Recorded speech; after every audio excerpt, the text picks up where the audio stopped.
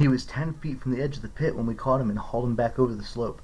The other wing shoe tugged itself off, circled around us angrily, and kicked our heads in protest before flying off into the chasm to join its twin.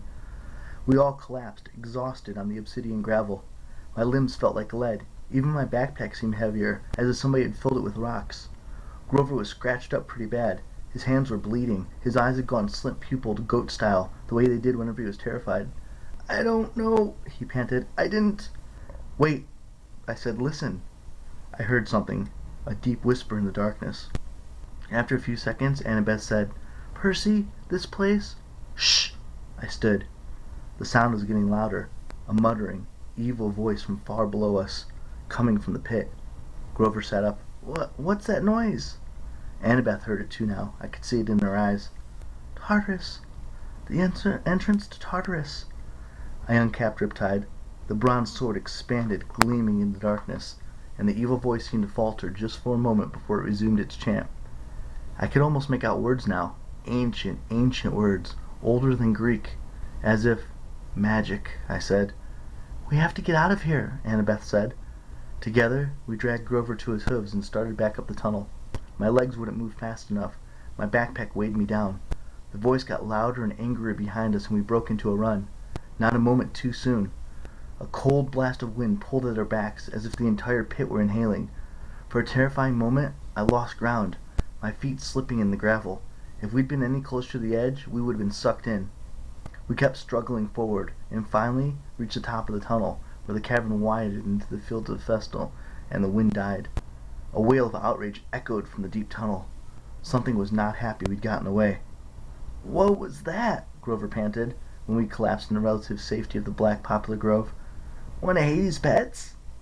Annabeth and I looked at each other. I could tell she was nursing an idea, probably the same one she'd gotten during the taxi ride to L.A., but she was too scared to share it. That was enough to terrify me. I capped my sword, put the pen back in my pocket. "Let's keep going." I looked at Grover. "Can you walk?" He swallowed. "Yeah, I never liked those shoes anyways." He tried to sound brave about it, but he was trembling as badly as Annabeth and I were.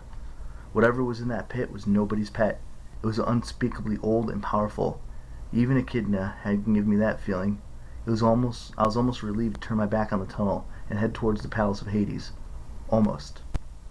The Furies circled Parpitz in the gloom. The high outer walls of the fortress glittered black, and the 2-story tall bronze gates stood wide open. Up close, I saw that the engravings on the gates were the scenes of death. Some were from modern times, an atomic bomb exploding over a city, a trench filled with gas mask-wearing soldiers, a line of African famine victims waiting with empty bowls. But all of them looked as if they'd been etched into bronze thousands of years ago. I wonder if I was looking at prophecies that had come true. Inside the courtyard was the strangest garden I'd ever seen. Multicolored mushrooms, poisonous shrubs, and weird luminous plants grew without sunlight. Precious jewels made up for the lack of flowers.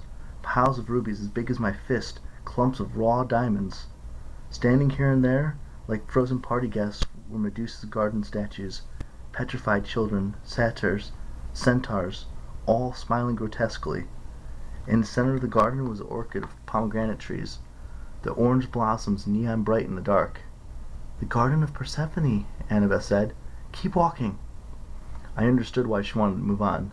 The tart smell of those pomegranates were almost overwhelming. I had a sudden desire to eat them, but then I remembered the story of Persephone. One bite of the underworld food and we'd never be able to leave. I pulled Grover away to keep him from picking a big juicy one. We walked up the steps to the palace, between the black columns, through a black marble portcullis, and into the House of Hades. The entrance hall had a polished bronze floor, which seemed to boil in the reflected torchlight. There was no ceiling, just a cavern roof far, far above. I guess I never had to worry about rain down here. Every side of the doorway was guarded by a skeleton in military gear. Some wore Greek armor, some British redcoat uniforms, some camouflaged with the tattered American flags on their shoulders. They carried spears or muskets or M16s. None of them bothered us, but their hollow eye sockets followed us as we walked down the hall, towards the big set of doors at the opposite end. 2 U.S. Marine skeletons guarded the doors. They grinned down at us, rocket-propelled grenade launchers held across their chests. "You know," Grover murmured, "I bet Hades doesn't have trouble with door-to-door salesmen."